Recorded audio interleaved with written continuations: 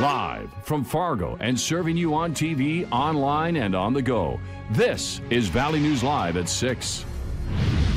The partial government shutdown is in its 20th day, and tomorrow marks the first paycheck missed for over 800,000 government workers. A Moorhead business owner's Facebook post has gone viral after she offered to help by paying $200 to any of her previous customers affected by the shutdown. Valley News Team's crime and safety reporter Bailey Hurley talked with a woman who says she hopes other local businesses lend a helping hand as well.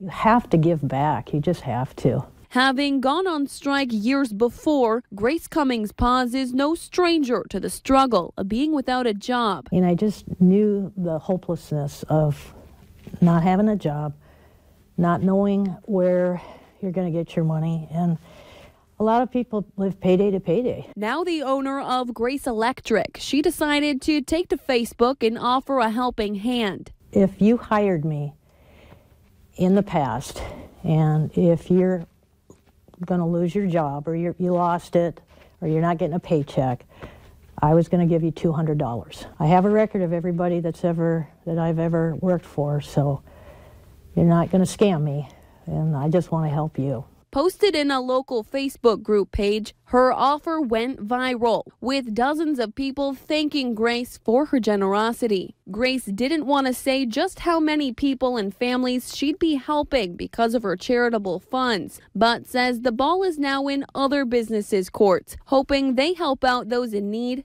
just as she has. I think we need to help each other out. We really do. And maybe some people will realize that they could help somebody else. That would be good. In Fargo, Bailey Hurley, Valley News Live.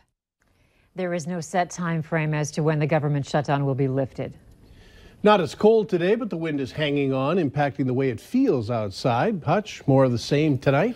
Indeed, we do have some clouds starting to drift overhead as well, and that'll limit just how fast we cool, so that's some good news. And a few flakes showing up on the radar, mainly in northwest Minnesota, heading toward the Red Lakes area. Not all of this is reaching the ground, but you may see a couple of flurries out there with little significant accumulation. Here in the FM area, temperatures slowly falling through the mid-teens tonight, with southeast winds that will decrease as we head into the overnight hours. Grand Forks just subtly cooler, closer to 10 degrees for most of your evening, with that south wind continuing. That puts our wind chills right around that 0 degree point, Mike. And as we head into our day tomorrow, our warming trend continues. I'll tell you just how warm in a few minutes. Can't wait for that. Thanks. You bet.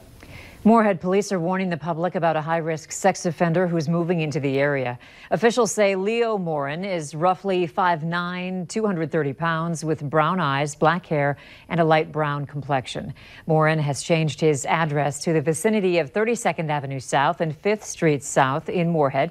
Police say he has a history of engaging in sexual contact with several known female children, which included sexual touching and penetration.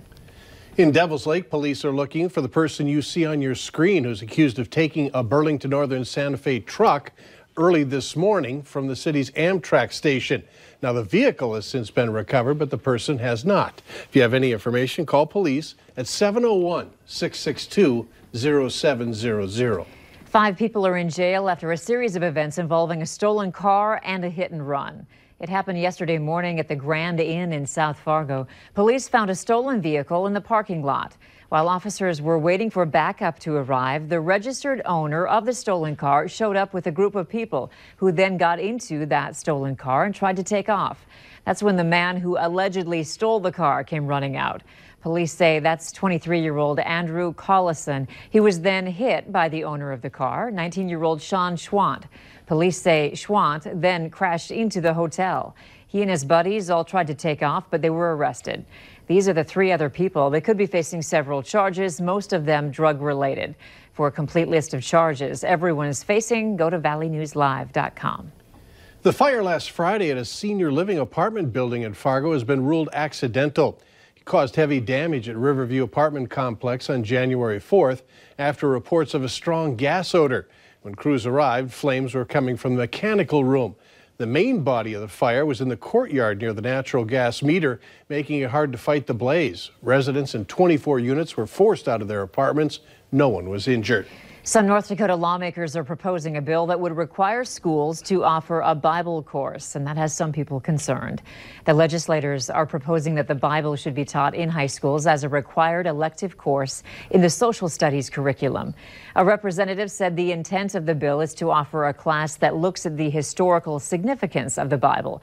But the superintendent of Central Cass Schools says this bill has some challenges. I think the Constitution, is clear about the separation of church and state. And I think when you mandate one particular faith, learning about one particular faith over another, you probably cross that line.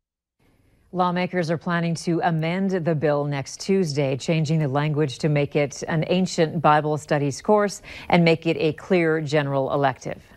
A proposal making its way through the state capitol in Bismarck has some saying it would strip certain individual rights and put them in the government's hands.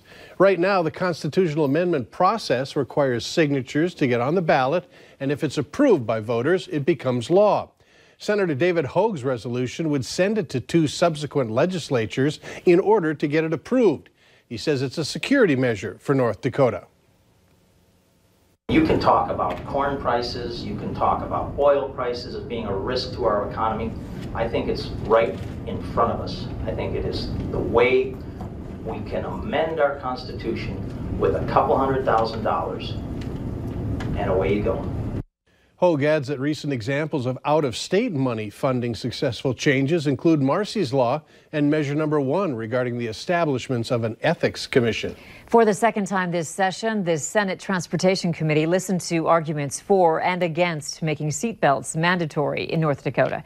Senator Kurt Cruen of Grand Forks is heading the bill that would make not wearing a seatbelt a primary offense. That means law enforcement would be able to pull over a driver who's not wearing one. Cruen says not wearing a seatbelt can cost a lot of money for all in the end. And then we wind up helping these people with programs through the state. That winds up costing us millions of dollars for helping somebody that probably wouldn't have been injured if they've been wearing their seatbelt. Committee Chair Senator David Rust says they didn't take any action on the bill because there's been so much testimony. The Child Development Center and youth programs at the Grand Forks Air Force Base closed today and will remain closed tomorrow due to an increase of gastrointestinal illness. During the closure, a deep cleaning and disinfection of the facility will be done to help reduce potential transmission of the illness. Officials recommend that parents keep their children home until they're symptom-free to protect families and military operations. A major 2-year-long road construction project will be coming to South Fargo next year. Construction on 64th Avenue South will extend between 25th Street and 45th Street, including over the I-29 overpass. The project consists of widening the road for 2 through lanes, a center left turn lane, and a shared sidewalk. The overpass construction will expand to 4 lanes for traffic. If you have feedback or any questions on the 64th Avenue South project, the City of Fargo is holding a public input meeting at Bennett Elementary School tonight from 6:30 to 8:30. And if you're unable to attend tonight's meeting but want to have your feedback heard, visit valleynewslive.com and click on this story for more information on how to contact the project's manager.